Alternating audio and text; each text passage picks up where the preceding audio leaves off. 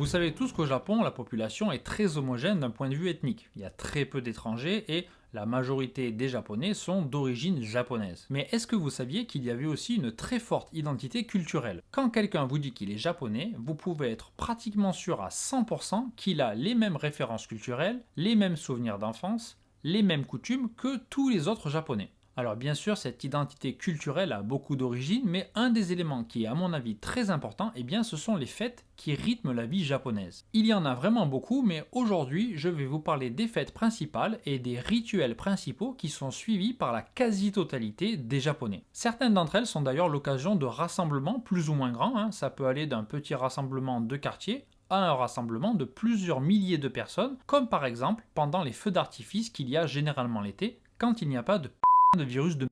Alors je vais tricher un peu et je vais insérer au milieu des fêtes qui ont un jour précis dans le calendrier des événements tels que les feux d'artifice qui rythment vraiment la vie des Japonais. Allez, sans plus attendre, je vais vous parler des principales festivités qui ponctuent une année au Japon.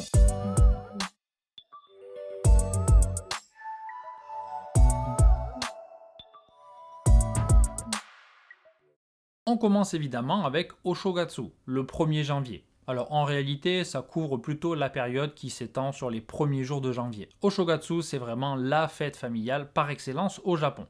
Tout le monde rentre dans sa famille, dans sa région natale et passe le 1er janvier avec ses proches. À cette occasion, on mange du osechi. Osechi, c'est le nom d'un ensemble de plats traditionnels qu'on mange uniquement le 1er janvier ou le 2-3 janvier, mais pour Shogatsu. On peut en acheter partout. Dans les combini, dans les supermarchés, dans les grands magasins, mais beaucoup de personnes quand même continuent à le cuisiner à la maison. En général, ce sont les mères ou les grands-mères des familles. Et d'ailleurs, elles commencent à cuisiner ça 2 ou 3 jours avant la fin de l'année, parce qu'il y a beaucoup de plats différents et que ça prend énormément de temps. Personnellement, je ne suis pas fan, c'est très joli à regarder, mais ce sont uniquement des plats froids. Et j'aime pas beaucoup les plats froids. Donc, j'en mange un petit peu, mais je ne vais pas me goinfrer. Début janvier, les Japonais se rendent au temple ou au sanctuaire pour prier. On appelle ça Hatsumode, c'est la première visite au temple, et donc on prie pour avoir une bonne année à venir. On va aussi tirer des omikoji, ce sont un peu des horoscopes si vous voulez. Si l'omikoji est bon, on va le garder, et s'il n'est pas très bon, on va l'attacher pour qu'il ne se réalise pas. Ensuite, le deuxième lundi du mois de janvier, c'est le jour du passage à l'âge adulte. En japonais, on dit Seiji no Hi. Ce jour-là, toutes les villes, toutes les municipalités organisent une grande fête à laquelle sont conviés tous les jeunes qui ont eu 20 ans pendant l'année scolaire. L'année scolaire, c'est entre début avril et fin mars au Japon. Pour cette occasion, les jeunes femmes portent soit des robes de soirée, soit des kimonos qui sont vraiment magnifiques et elles les louent ou elles les achètent. Dans les deux cas, ça coûte un bras de toute façon. Les jeunes hommes, eux, peuvent mettre aussi des kimonos ou des costumes, mais c'est vrai que la majorité des jeunes hommes mettent plutôt des costumes. Donc si vous avez la chance d'être au Japon le deuxième lundi du mois de janvier, promenez-vous en ville, vous allez voir plein de jeunes femmes et de jeunes hommes avec des costumes ou des kimonos, c'est vraiment très joli. En elle-même, la cérémonie dont j'ai parlé tout à l'heure n'est pas très importante. Il y a un officiel qui fait un discours pour féliciter les jeunes, mais bon, c'est pas passionnant. Par contre, ce jour-là, tous les jeunes prennent des photos avec leurs amis, avec leur famille, et donc c'est vraiment un jour qui reste dans les mémoires et tous les Japonais ont ce souvenir. Le 3 février, c'est la fête de Setsubun. Ça célèbre l'arrivée du printemps selon l'ancien calendrier lunaire. Pour cette fête, on achète des haricots secs et on les lance à l'extérieur de la maison ou on les jette aussi à l'intérieur de la maison et en faisant ce geste, on dit Oniwa Soto Fukuwa Uchi.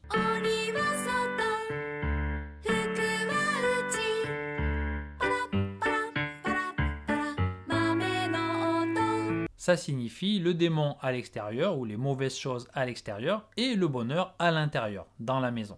Quand il y a un enfant dans la maison, en général, le père met un bandeau avec une tête d'ogre, parce que Oni ça signifie en réalité ogre, et les enfants jettent les haricots secs sur le père qui fait mine de fuir la maison. Il y a un autre rituel ce jour-là, mais qui est un peu moins respecté, c'est de manger un nombre de haricots secs équivalent à son âge. C'est-à-dire que si vous avez 30 ans, vous devez manger 30 haricots secs. Si vous avez 70 ans, 70. On mange aussi un long maki un peu épais qu'on appelle ehomaki et qui est en vente dans tous les magasins. Que ce soit les combini, les supermarchés, les restaurants, bref, tout le monde fait des ehomaki ce jour-là. Et donc il en existe à toutes les sortes, avec des crevettes, avec des légumes, avec du tonkatsu, du porc pané. Pour bien faire, on doit manger ce maki orienté dans une certaine direction qui change chaque année Bon, ça aussi, je l'ai fait une fois, mais après, je ne l'ai plus refait.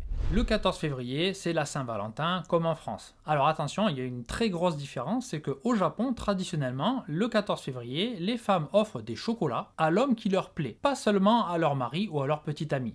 Si vous avez déjà vu des dramas ou des animés japonais, c'est vraiment un thème très récurrent. Le 14 février, tous les garçons attendent de savoir s'ils vont recevoir des chocolats, et donc des déclarations d'amour en fait.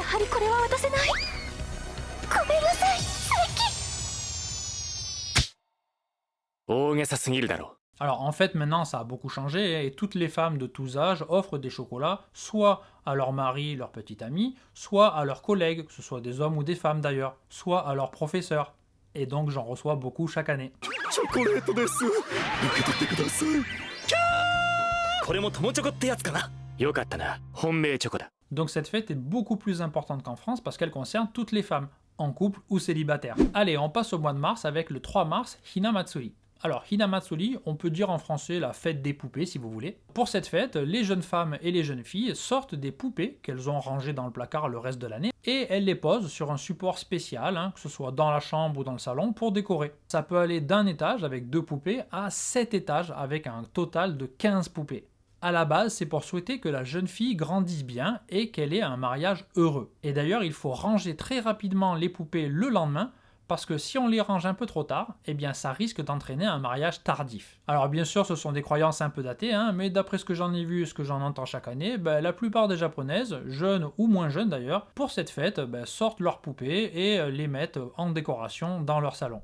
Le 14 mars, un mois tout rond après la Saint-Valentin, il y a le White Day, donc le jour blanc en anglais. Et cette fois, en théorie, c'est aux hommes qui ont reçu des chocolats pour la Saint-Valentin de rendre un cadeau, des chocolats ou un gâteau par exemple, à la femme qui leur a donné des chocolats à la Saint-Valentin. À l'origine, ça signifiait surtout qu'on acceptait la déclaration et que donc les sentiments étaient partagés. Mais de nos jours, c'est vraiment un acte de politesse. Voilà, au Japon, il y a cette tradition du okaishi, c'est-à-dire quand on reçoit un cadeau, eh bien, il est poli de redonner un cadeau pour remercier. Donc vous voyez que les commerciaux au Japon sont vraiment très forts. Il y a toujours un truc à fêter et un truc à acheter surtout. Fin mars, début avril, vous avez le hanami. Le hanami, ça veut dire regarder les fleurs. Donc si vous êtes déjà venu au Japon, que vous vous intéressez un peu au pays, vous avez déjà sûrement vu des milliers de photos de fleurs de cerisier. Donc à cette période, on peut voir des cerisiers en fleurs un peu partout, que ce soit en ville, à la campagne, dans les champs, dans les parcs. Donc beaucoup de personnes vont juste se promener, regarder, prendre des photos. Mais il y a aussi évidemment la tradition de se réunir entre amis, entre collègues, en famille, pour pique-niquer et en même temps regarder les fleurs. Alors en réalité, on regarde pas trop les fleurs, mais surtout on mange, on boit de l'alcool et on passe un bon moment. Un autre événement auquel tous les Japonais ont déjà participé, ce sont les cérémonies d'entrée dans une école et de sortie d'une école.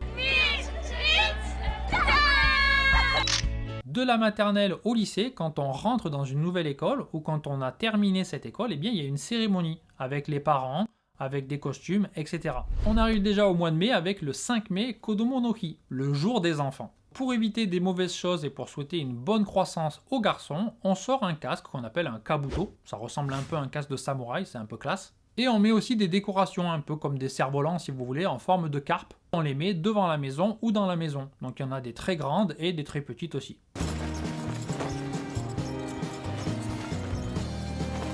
Voilà, il y a des plats spéciaux, comme chaque fête, il y a toujours un plat particulier. Donc là, c'est le kashiwa mochi, c'est une sorte de mochi. Alors moi, j'aime pas du tout ça, mais bon, mon fils aime bien, donc chaque année, il en mange à cette occasion.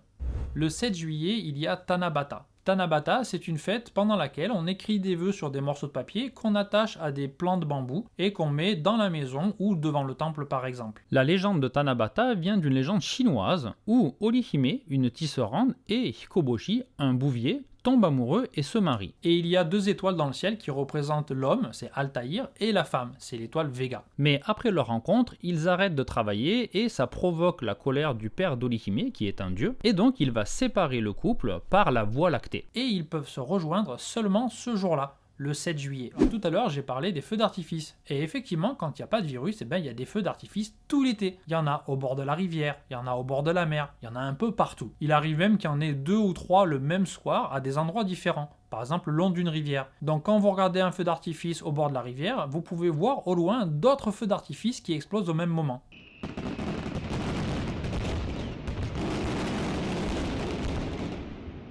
et ça rassemble des milliers de personnes et en général les jeunes hommes et les jeunes femmes mettent des yukata, donc c'est un peu des kimonos pour l'été si vous voulez, donc c'est vraiment très sympa. On peut acheter de la nourriture, on peut pique-niquer, on peut boire de l'alcool et en général ça reste très très bonne ambiance. Il y a des familles, il y a toutes les tranches d'âge et évidemment parce qu'on est au Japon, il n'y a pas de danger, il n'y a pas de vol, j'ai jamais vu, jamais entendu de problème provoqué par ces événements. À la mi-août, il y a Obon. Obon c'est un peu comme la Toussaint si vous voulez, c'est pour célébrer et honorer les morts.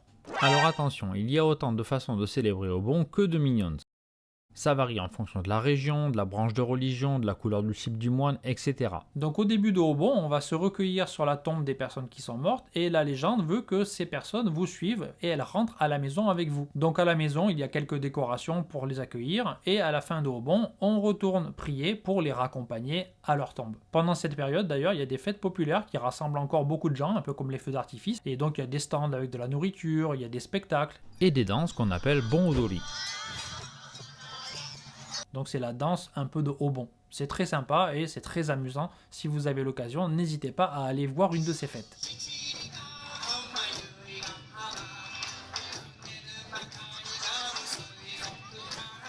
Courant octobre aussi en général, alors là ça dépend des écoles, mais vous avez le Undokai. Undokai c'est un peu une fête du sport où les élèves font des événements, des compétitions sportives. Alors ça a lieu chaque année de l'école maternelle à la fin du lycée. Donc tous les Japonais ont participé au moins à 15 Undokai dans leur vie. De l'école maternelle à la fin du collège je crois, les parents viennent assister, la famille vient regarder. Au lycée c'est plutôt seulement les lycéens, c'est plus une compétition sportive entre lycéens.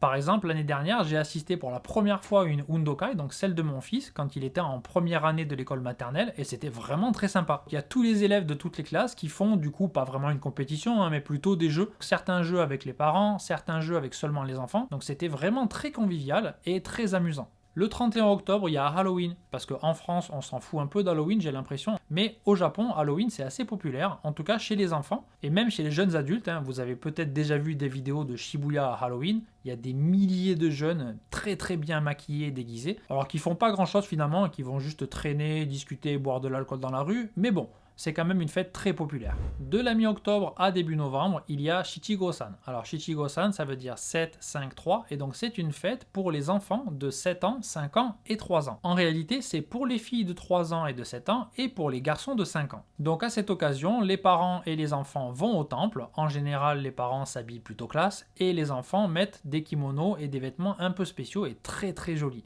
Et au temple, on fait une cérémonie qui est destinée encore une fois à protéger l'enfant et à lui garantir une bonne croissance. Le 25 décembre, c'est Noël. Alors au Japon, c'est pas du tout un jour férié, les enfants vont à l'école ce jour-là, mais en général, la plupart des enfants japonais reçoivent des cadeaux comme en France. Et d'ailleurs, au Japon, il y a énormément de décorations de Noël, dès le 1er novembre. Dès que Halloween est fini, hop, les décorations dégagent, et le lendemain, bam, c'est Noël de partout. Donc dans tous les centres commerciaux, vous avez des super sapins magnifiques, très grands et très bien décorés, et partout, vous avez aussi des musiques de Noël, des publicités pour les cadeaux, bref, c'est une fête qui est vraiment très importante aussi. Bien sûr, il n'y a pas trop l'aspect religieux, à part pour les Japonais qui sont catholiques, mais bon, en France, c'est un peu la même chose. Alors un détail qui est un peu différent, c'est que Noël, c'est pas forcément une fête familiale au Japon. C'est plutôt une fête pour les amoureux, pour les couples. Et donc le soir du réveillon de Noël ou le jour de Noël, vous voyez énormément de couples se promener dans les endroits un peu romantiques. Pour les cadeaux, c'est la même chose, les couples s'échangent des cadeaux et les familles offrent des cadeaux aux enfants. Mais il est assez rare à Noël, quand on est adulte, d'échanger des cadeaux avec ses amis ou avec ses parents. Ça arrive, mais c'est beaucoup moins répandu qu'en France. On arrive à la fin de l'année avec le 31 décembre au Misoka, donc c'est le réveillon du jour de l'an. Donc ce soir-là, souvent on mange des toshikoshi soba, ce sont des soba un peu spéciaux pour cet événement. On en trouve partout dans les supermarchés, comme d'habitude, vous le savez maintenant. Et beaucoup de Japonais regardent la télévision parce qu'il y a 2 ou 3 émissions qui ont lieu seulement le 31 décembre et qui sont très populaires. Il y en a qui sont plutôt amusantes et puis vous avez aussi Kohaku. Kohaku, c'est le nom d'une émission de variété où il y a 2 équipes, les blancs et les rouges, qui s'affrontent. Et donc dans chaque équipe, vous avez des chanteurs. Ce sont en général des chanteurs très populaires de cette année-là, ou bien des chanteurs très populaires depuis très longtemps. Certains Japonais vont au temple à minuit pour prier pour la première prière de l'année. Il y a beaucoup de monde et donc on peut prier, acheter des amulettes, des porte-bonheur et on peut aussi boire de l'alcool, du saké chaud. C'est très bon. Voilà pour ce tour d'horizon très rapide, très succinct. Je suis vraiment pas rentré dans les détails. Chaque fête pourrait faire l'objet d'une vidéo à part entière. Mon but aujourd'hui était simplement de vous montrer un peu quelles sont les fêtes, quelles sont les festivités qui ponctuent la vie japonaise.